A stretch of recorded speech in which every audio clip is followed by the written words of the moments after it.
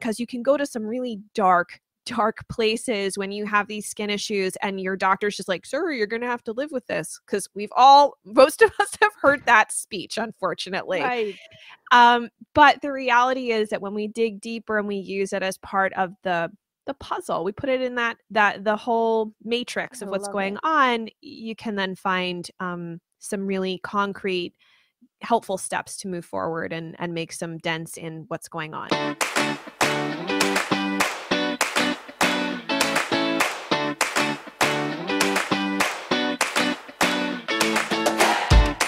Hey there.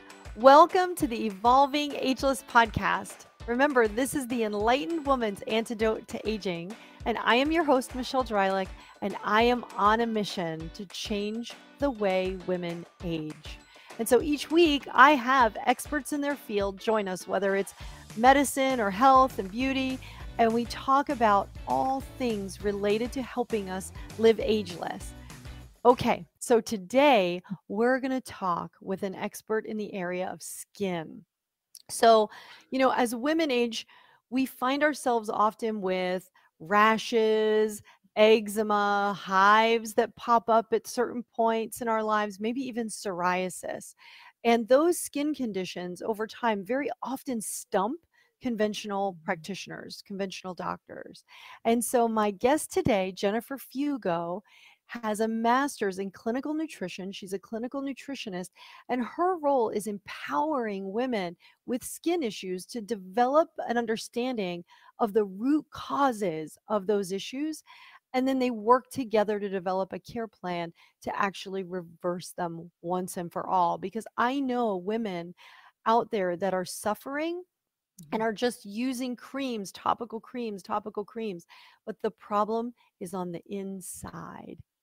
And so, Jennifer, it is so great to have you here today. Welcome. Thank you for having me. It's such an honor to be here. I'm so excited because I know in all the years of working with patients, this was the number one thing that I would say stumps conventional practitioners the most, where, very often you'd hear a woman say, like, I've had this itchy patch for 10 years, and sometimes it gets better and sometimes I get worse. And everyone kind of starts eating themselves into a corner thinking that they can fix it with their food. So I think this is going to be a great topic for us to dive into today. Yeah, there's a lot to discuss. That's for sure. I mean, I will say this. I am very passionate about this project that between my podcast and my website and doing lots of research and just connecting the dots for people who are really struggling with this, because I struggled with eczema myself. And it started in the middle of grad school, and I saw dermatologists and they're like, well, it's probably just hereditary. You're going to have to just, live with it, learn to manage it and use steroid creams. And that was pretty much all I was given. And my journey was very different because I was dedicated to figuring it out. But as I've dived into research and worked with clients and seen that how complex these issues can be, I think that's oftentimes why people get frustrated. They come out of the dermatologist's office, they're like, what can I do? Well, I could change my diet. They try food changes, and that doesn't really always get them anywhere, or they get stuck on a very limited diet, unfortunately, and can't get off of it.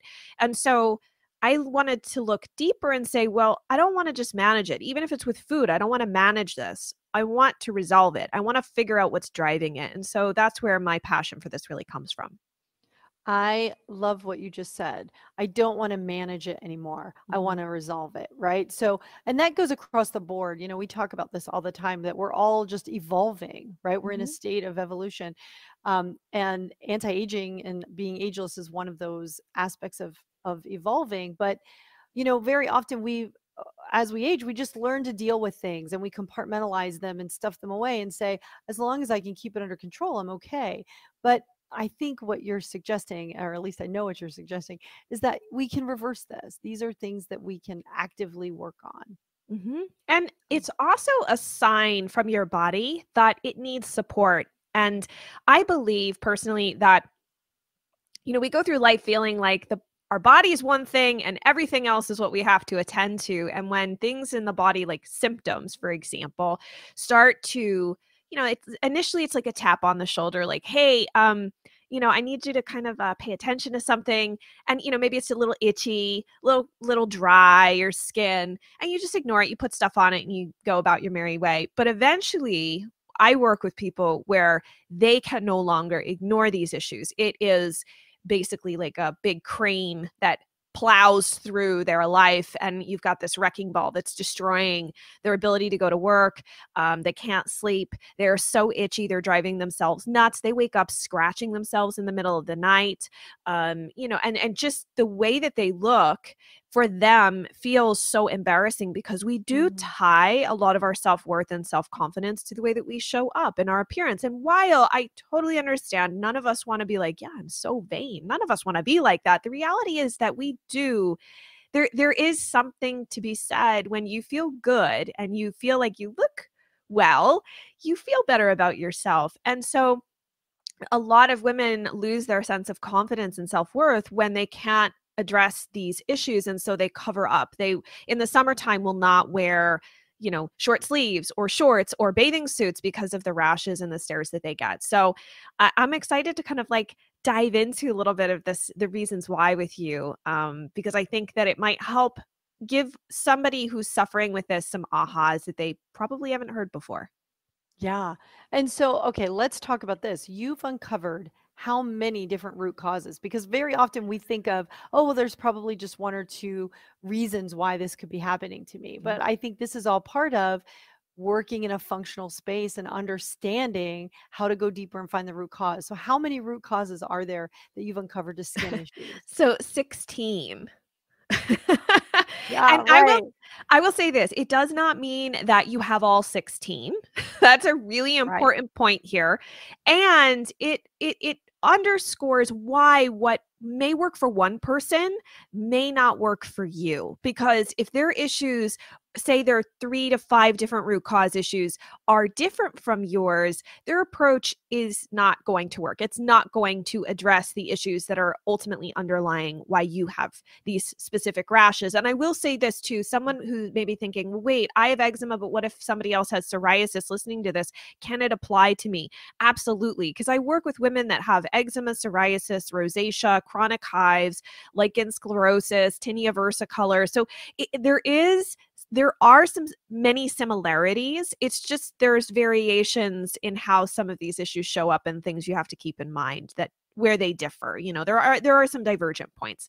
But yeah, 16. So And what I think is mind blowing about that is, okay, so 16 is a lot of root mhm, causes, but when you think about the possibility of combinations of them, it gets mhm, exponential, right? And it we're does. in the thousands of different combinations when we think about how these 16 can come together, or the hundreds when we think about how these can come together. And so, uh, and I loved your explanation about this is why, when your best friend says, Mhm. this is what I did and it fixed it, I don't know why it's not working for you. And you think, well, there's something wrong with you, that maybe the deal is you just have a different root cause or a Correct. different combination of root causes, right? Mhm. So I love how you've come, unpack this idea that there are many different aspects of it. So let's dive in. Let's talk about what do you think are the most, if you had to pick them, what are the most common three I would root say, causes? well, I will say this. There is a huge gut component with these conditions, even if you have no GI symptoms whatsoever. So you could like poop like a champ 1 to 3 times a day, have no gas, no bloating, no indigestion, nothing. And you Right. could still have major gut issues. I've worked with a lot of clients who have a crazy amount of infections hiding underneath the surface that they never knew about. And for whatever reason, it just showed up on their skin. So, with that, you have to break those into two pieces of it being microbiome based, because that's a piece of it, as well as gut function. I'll also say there is to some degree diet reactions. I mean, you can have allergies to foods. You can also be cross reactive to certain foods based off of pollens that you're allergic to, like Mhm. birch pollen can cause issues with, say, like cherries and other stone fruit. Ragweed allergies can cause issues with stevia and a lot of other botanicals that people tend to take that are oftentimes found in some of like these liver detox programs and supplements and such. But most of the time, it's not food sensitivity based or food intolerance based. Yes, you can certainly have issues with histamines, but histamines can also be derived. Histamine production can actually be derived from certain bugs that live in the gut that just naturally produce histamines. Like one big one is H. pylori. But then also too, I will say, phase 2 liver detoxification challenges are oftentimes a huge problem, and that's always actually where I start, even before the gut. And thyroid issues. You have to consider thyroid involvement in all of this. I worked with one client who had psoriasis, and she was just absolutely miserable, so itchy, felt like she was reacting to all sorts of foods. And her TSH, when I asked her to get all of like a full panel run, was 33, which is Wow. really high. And so with the help of her doctor, he got her on some medication, and we got the thyroid level back down to a much more optimal range. And that in and of itself was a huge improvement that then allowed us to be able to address the other issues going on. Wow. All right. So we just talked about a ton of different root causes there all at once. So H. pylori, right? That's the infection that we know that we've now uncovered that causes ulcers, stomach ulcers. So that's an infection that's easily treatable these days. So if you've had this or if you've suffered from other kinds of gastric issues, if you've ever been tested for H. pylori, that's a great one to start with.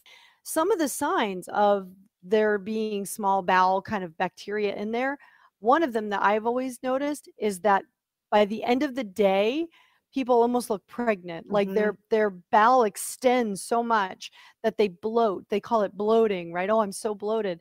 But that's the one that I've always noticed. But it could be things like manic mood swings. There's a lot of stuff that's tied to. Absolutely. And actually, I'll share with rosacea, it's really interesting. I've seen stats that are quite astonishing, and I've actually interviewed one gastroenterologist. His name is Dr. Leonard Weinstock, and he wrote a really interesting paper demonstrating that a large number of SIBO cases, rosacea patients have SIBO. And so I've looked at other research that says that SIBO is present in like 13 times. It's 13 times higher in people with rosacea. That people with rosacea, like 77% of them have underlying SIBO.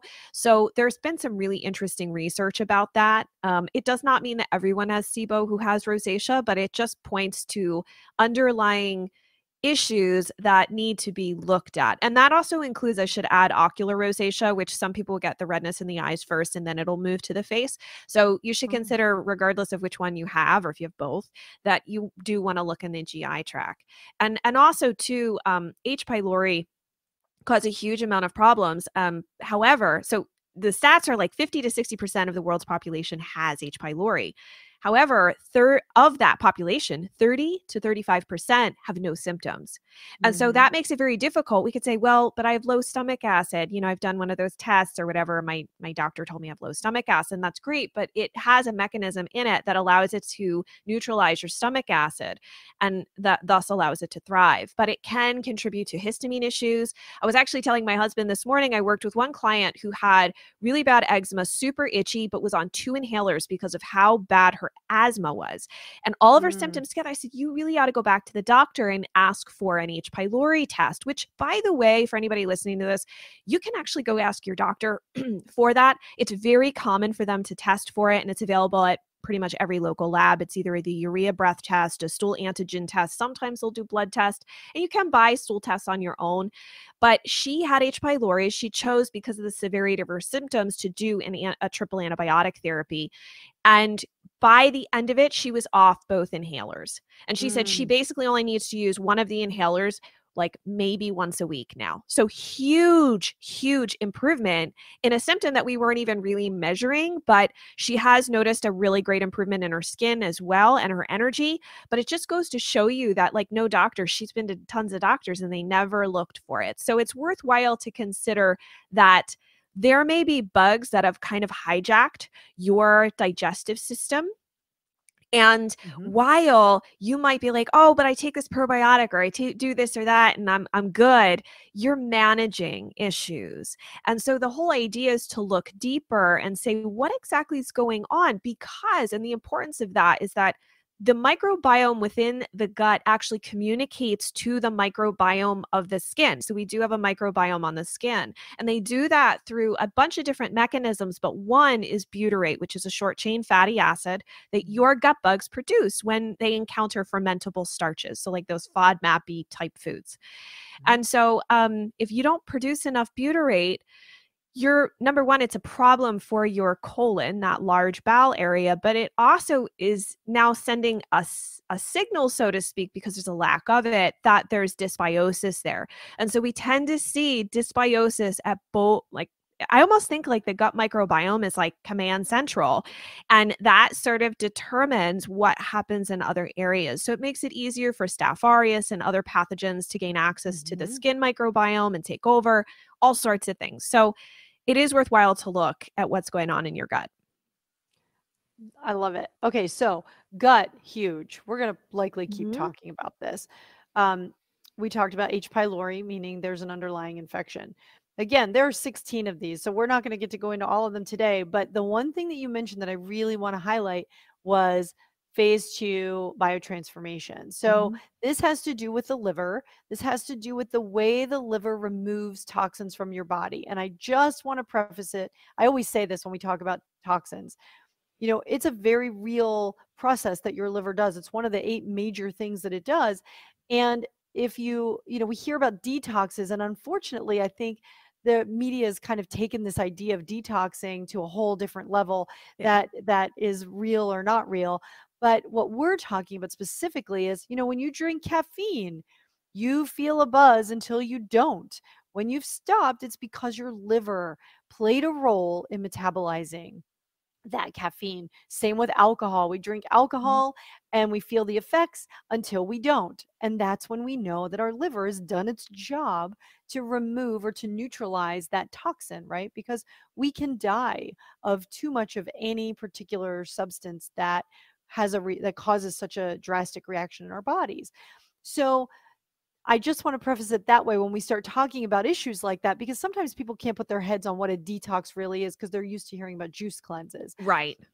So I love it. So this idea is your liver takes garbage and needs to bag it up and get rid of it, right?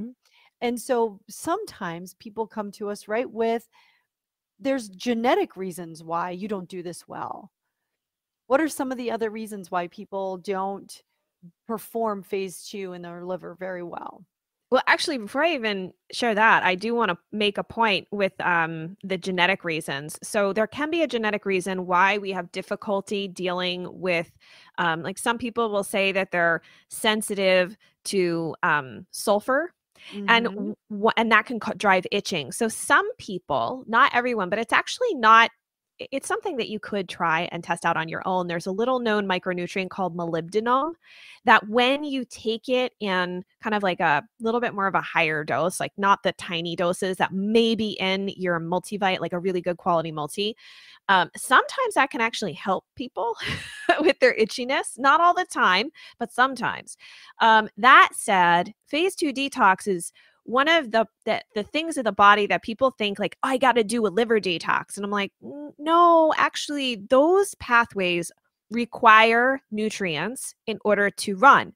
So if it's sort of like Lucy and Ethel back at the chocolate factory. If you remember I Love Lucy, right? So they're sitting there and the lady, their boss tells them they have to wrap all of the chocolates coming down the conveyor belt or they're going to get fired. So the wrappers of the chocolate are basically like the nutrients that that particular pathway requires. And so what I find is that gut bugs and the gut community everything produces waste. But when you're in a state of dysbiosis, it tends to overwhelm the glycine pathway. And that pathway requires an amino acid called glycine and vitamin B6. And so if you have just regular environmental allergens and exposures to things like solvents and chemicals and pesticides, etc. And some people don't even realize all the things that they're exposed to, by the way. But if you do, that could be overwhelming now. Plus, now you've got this load that you aren't particularly aware of because it's not like your body spits out a tape and tells you what's going on in your gut. We don't have that capacity. We have to do a test.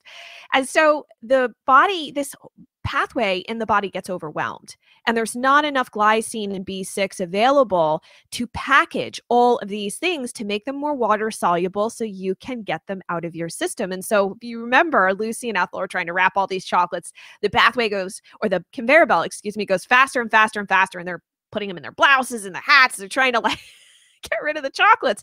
And so unfortunately, your body cannot deal with this load. And that can be one of the reasons why you experience an increase in itching. You have really severe symptoms.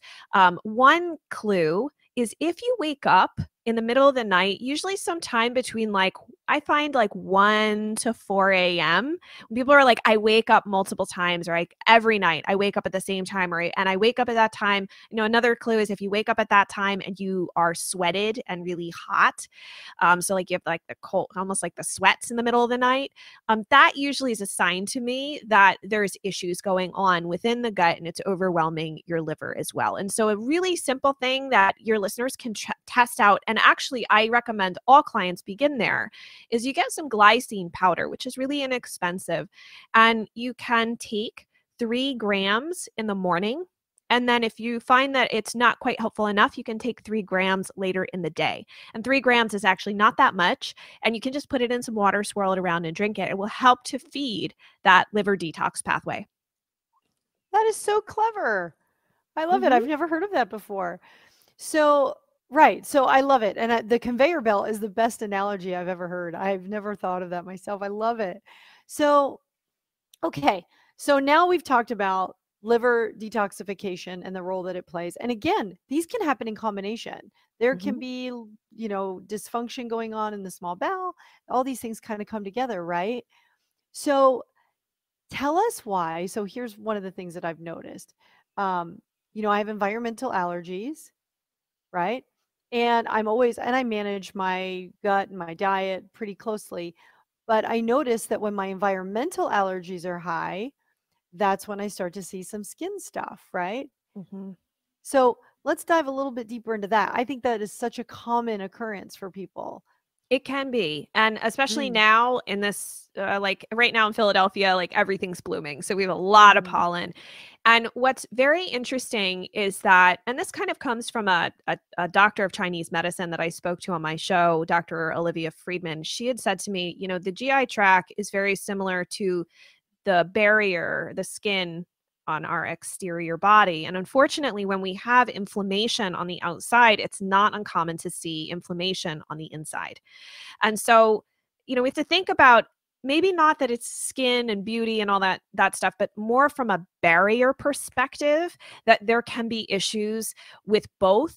And actually, one really interesting piece of research that I garnered from a doctor, Dr. Julie Greenberg, recently, was that children who are exposed to environmental allergies at a young age and they have a breakdown of the skin barrier actually can end up developing allergies that way. So through the skin, which is not the way that you would normally develop allergies. And they've done a lot of research in animals on this, and specifically in mice, and found that mice would develop allergies to foods and other things because it was applied to irritated skin. And so we have to realize that what we're exposed to in our environment can have play a huge role in how the body's reacting as a baseline to any given day. And so one issue, like I had mentioned earlier, is cross-reactivity amongst allergens. And so, for example, there's different grasses. A lot of people are allergic to grasses. Some people are allergic to pollens. Some people are allergic to shellfish. And that can cause different issues. They're allergic to ragweed and different molds. And so if you have severe allergies to very specific things, what I would suggest is to look up a list of cross-reactive foods. So it's not that you're necessarily allergic to, say, cherries. Your mouth will start to feel fuzzy, or it'll tingle and you'll feel like a lot of itching in the throat. Or you could get just hives and you could get a lot of itchiness through the body, and your body is confusing that.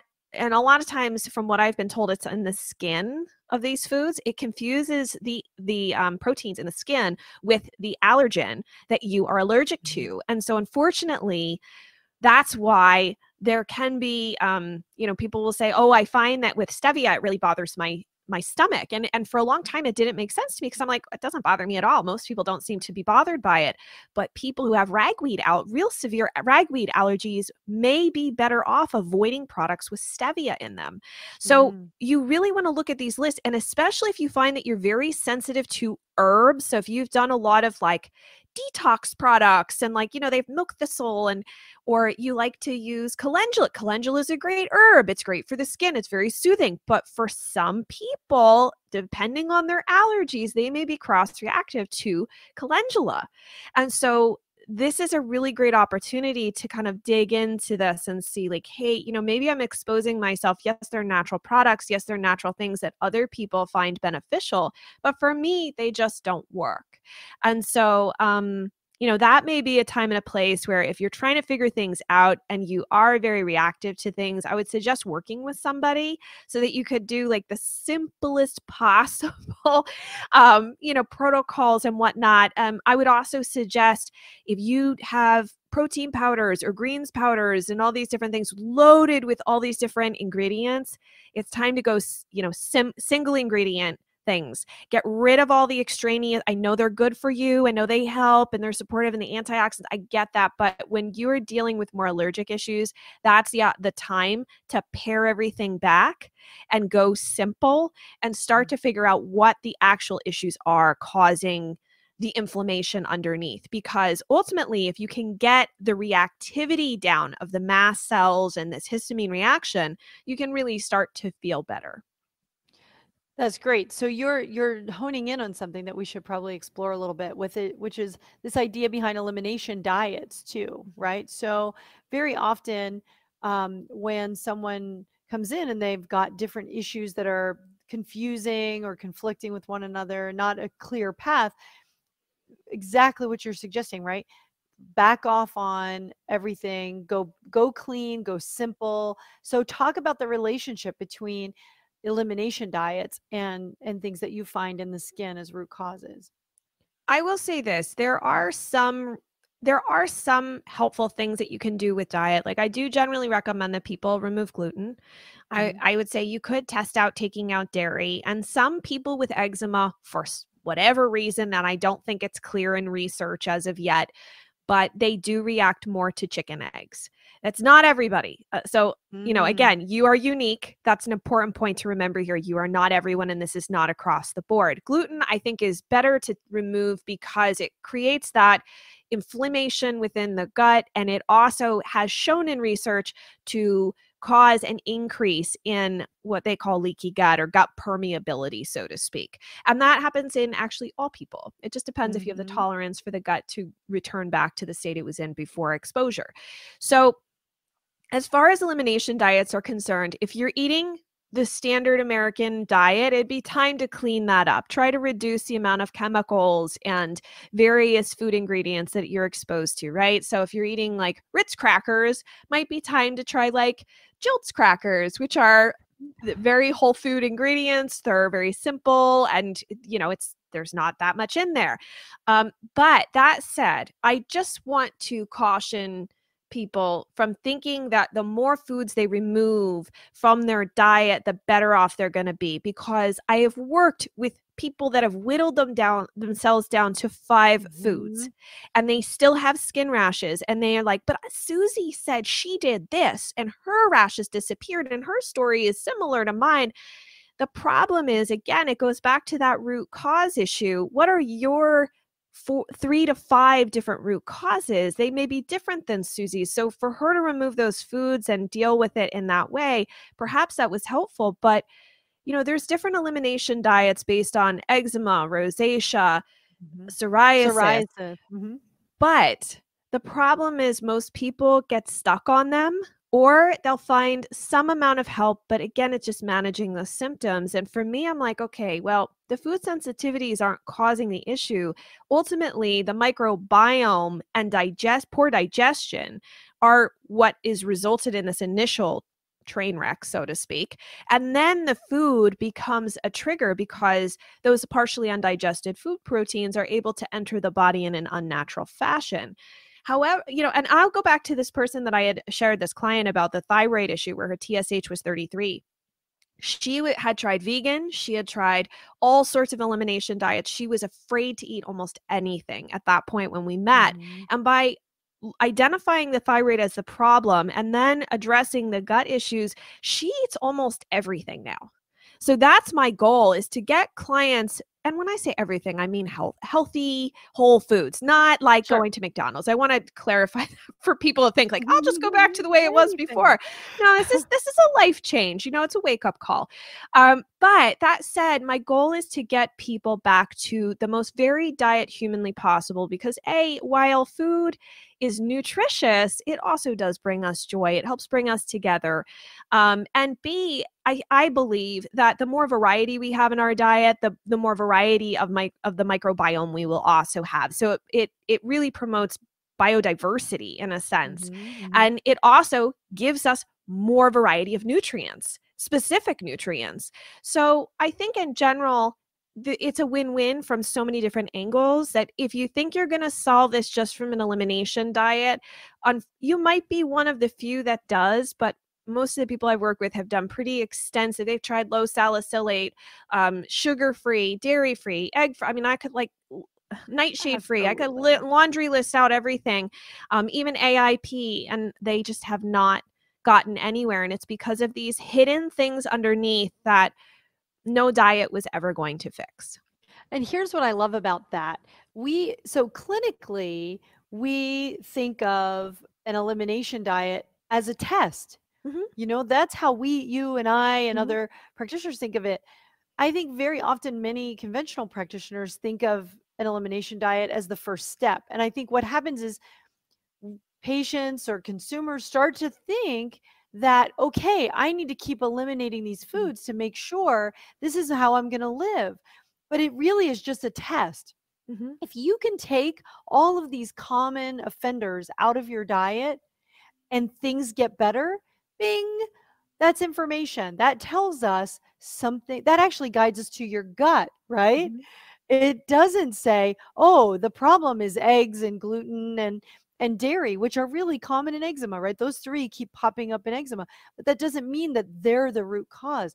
They're the test.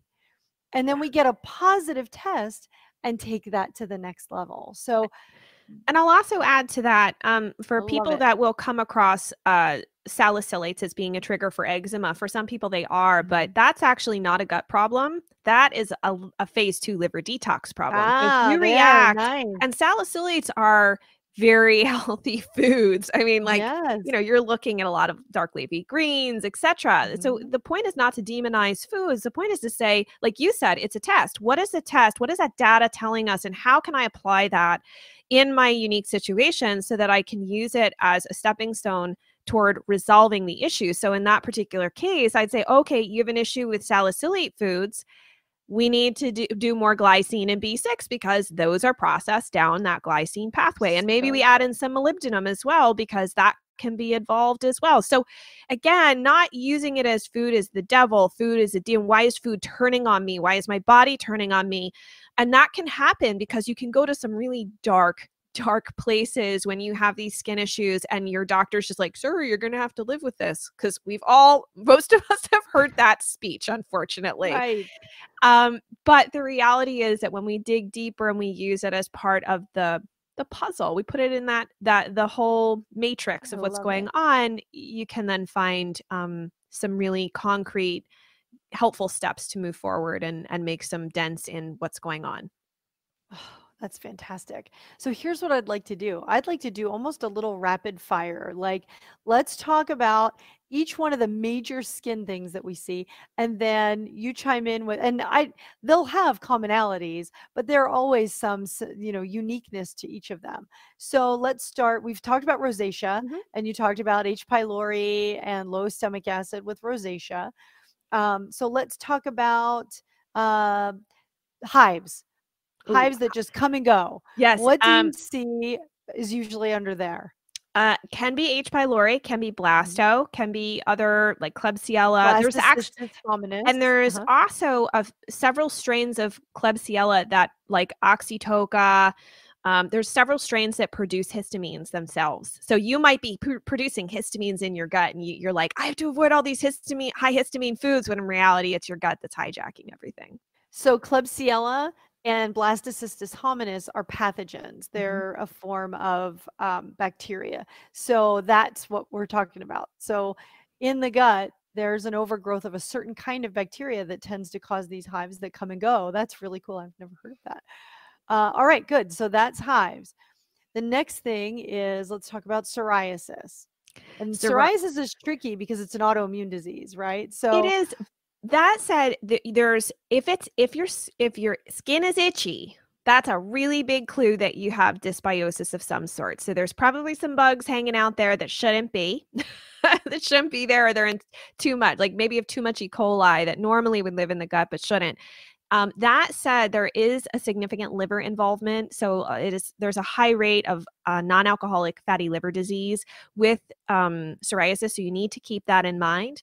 But it is incredibly important to focus on optimizing digestion of food and absorption of food. And the reason is that in a lot of really interesting research I've read, they have found bacterial DNA that originated from the gut inside the blood of psoriatic patients. They've found mm, putrefied protein breakdown products. So, say you're not breaking down proteins, right? We were talking about low stomach acid. Those proteins get fed to gut bugs. Gut bugs ferment them.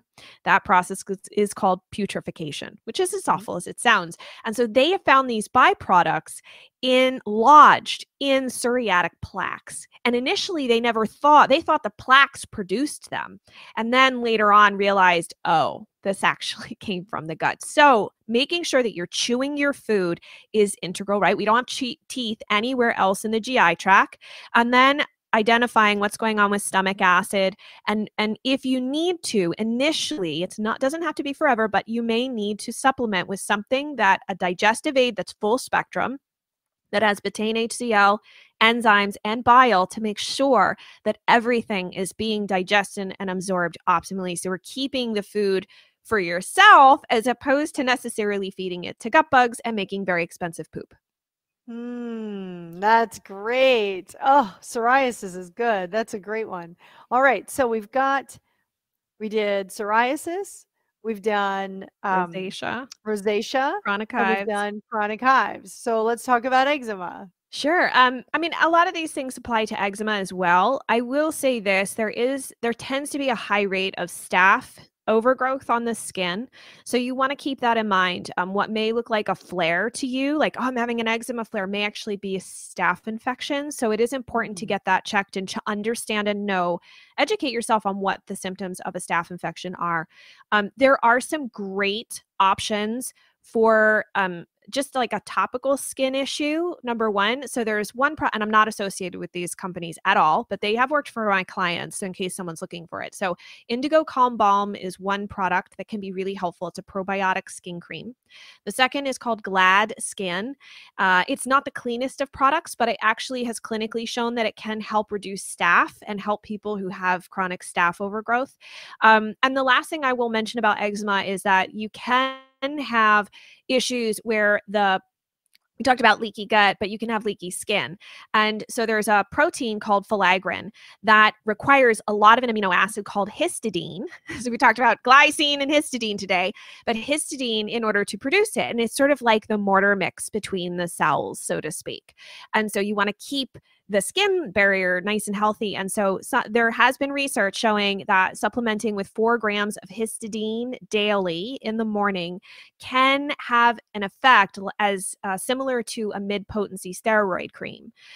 Just be careful though if you have a lot of histamine issues, because histidine can get converted to histamine. So, but you can give that a try.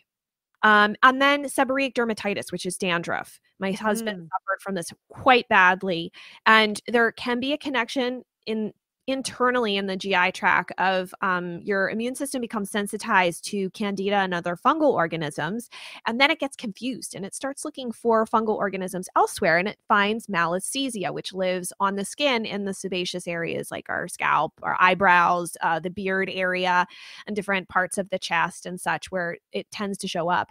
And so as a result of that, there can be some good eliminations to give a try. It's not going to fix it, but that's where you do have to be careful with things that contain yeast. So like I would avoid nutritional yeast. I would watch or avoid kombucha. Be careful. Don't go like, I can't have any vinegar on my salad. Like it's probably fine, but no alcohol. So that can be one really kind of helpful dietary tip. But with seborrheic dermatitis, some clients have actually found help with ozonated oils, applying them to the skin as like a topical treatment for a period of time and then removing them. So there's like ozonated sunflower seed oil, ozonated olive oil. They are very antimicrobial. So those can be some helpful options too. Wow. All right. So I'm going to ask you this. You've covered a tremendous amount of ground, and I can tell, I mean, no pun intended, we've scratched the surface on this. What does someone do now? So we're educating, right? We're all listening to you. Where do we go from here? Is this, how do we find a practitioner like you? I know on evolvingageless.com, we're going to list out how to reach you specifically, but for people wherever they are, where do they start? Is identify all the symptoms that you have, not just your skin condition. I think that's really important because they're all symptoms, they're all communication signals from your body. And then be really clear about the symptoms of your specific skin issue. It's not that you just have eczema or you just have psoriasis. Everybody's presentation is different and unique. So get clear on all of that and then start compiling any conventional labs, especially that you've had done in the last 2 to 5 years. It can be really helpful to look at that data. As far as finding a practitioner, there's unfortunately very few of us that work in the skin realm. I have a colleague that does specific baby and young child cases because they're very different than adults. We have huge amounts of exposure and variation the more we age, right? But a baby, it's very limited. So I typically send those types of clients and cases to her. But I have a virtual clinical practice. So I work with people all over the world over the phone and like Skype or Zoom. So you're more than welcome to check that out. I also have a really great podcast called The Healthy Skin Show that has 150 episodes, and we dive into all of these issues. So if you're like, I just want to understand this a little bit better, that's a great place to begin. And I also have a great guide if you're wondering too, I'd like to get some functional testing. Like you've talked about the gut test, but which ones, and what labs tend to be great. I have a really great resource for understanding labs you could go back and ask your doctor for, and that span both conventional and functional labs. And that can be a really great resource for people to check out and That's fantastic. And to evaluate for themselves. And we'll put links to all of that in the show notes for at evolvingageless.com. And again, the Healthy Skin Show podcast, because I will tell you, as we're talking, Jennifer, I kept thinking, oh my gosh, we could go down that rabbit hole and that rabbit hole and that, every single time we had a engaged discussion about one little thing, I thought, oh my gosh, that's a whole show in and of itself. Like H. pylori is a whole show. Detox is a whole show. So, and more than that. So, and really, I know it probably sounds overwhelming, all the names of the compounds that she's discussing, and it can be. Play the show slow, listen to them, write them down, seek out information in any way you can. Listen to the Healthy Skin Show podcast. I know you also have this great recipe, a smoothie recipe book. for Yes. eczema. It's an eczema soothing booklet, It right? is. It actually can be used for any skin issues. Oh, It good. was something that I kind of developed for myself because I had eczema, but I have found that a lot of people with all different skin issues have used it, and so it's just taking out a lot of the kind of like trigger foods that can be an issue for people. Though anybody can really be sensitive or allergic to anything. Let's be honest. That said, I find that people need a lot of protein in the morning. Most people with skin issues are not eating enough protein. So I'm giving you a bunch of recipes to help you just like simplify breakfast. You're getting a lot of good nutrients in, and you're feeding your body those proteins that it needs. And again, whether it's you have a protein powder already that you use, or maybe you need to like find a simplified one, but it'll give you all the variations so you can play around with the recipes and have some fun. It doesn't always have to be like just ice, protein powder, your water, Ugh, and that's it. That's boring. that's right. So Enjoy it. So, okay, so let's talk about how this all applies in a big picture. So, your best advice that you give to women who are looking to, like we always say, evolve ageless, right? What is that piece of advice that you can give us? I would say that this is your calling to develop the close relationship that you should have with your body that we all should have had this entire time, and we just completely deprioritized it. So recognizing your own this own inner knowing, and taking action to help your skin, and not just your skin. I mean, this is really a full body process, right? Because your skin is connected to everything else. But by tuning in and starting to listen to yourself and taking action, you grow in confidence. You understand a better sense of how to advocate for yourself, and there's a lot of really positive benefits that can come from being ageless. To me, is all about that sense of self-worth, about self-power, about Mhm. self-control, not self-control and like how we control ourselves, but like knowing what you can actually do to be self-sufficient, self-reliant. You have your 2 feet on the ground and you feel strong and powerful. And I think aging is a beautiful thing. There's so much wisdom to be gained, and this is that wisdom of journeying within to to come in better alignment and partnership with your body. So it's a beautiful process. It can there's a lot of twists and turns along the way, and it can be a lengthy process. I'm not going to lie. It's usually not a like 2 weeks I feel better. It's usually not like that. But there's a lot you can learn from it. I love that. And that really speaks to what we're all doing. We're all on a journey in life, right? And we're all trying to do the best we can and improve our lives, the lives of those we love and touch. And so by becoming that more confident, happy, healthy person on the inside, you can radiate that out. And it makes a difference, and everyone notices it. You can't Yeah. hide confidence. It's just a part of who you are, and it radiates out into the world. So Jennifer, this is amazing. I just want to leave everyone with this thought that you summarized earlier, which was this: if something's going on the outside, that means there's something going on in the inside. Mhm. And so putting stuff on the top of it is only just putting a band-aid on a problem. The problem is deeper. And so I thought you gave us such amazing insight into all the different aspects of how we can start to tackle what's going on the inside. Yeah, and thank you so much for having me. And my heart goes out to everybody who's listening to this, who either they're dealing with issues or they're, their little ones or whomever. I mean, this is a Mhm. journey. It can be really challenging, and I just appreciate you so much for the willingness to have this conversation to help people where they're at. I mean, it's an important thing that we have in this day and age, access to information like this. And I really appreciate you hosting this platform to be able to have that conversation. Oh, that's wonderful. So check out evolvingageless.com. Everything we're talking about is here.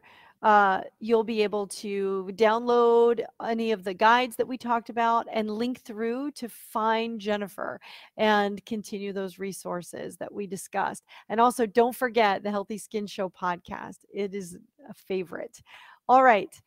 So now you've got some work to do for this week to evolve ageless. I will meet you back here, though, next week when we tackle even more issues and slowly evolve ageless.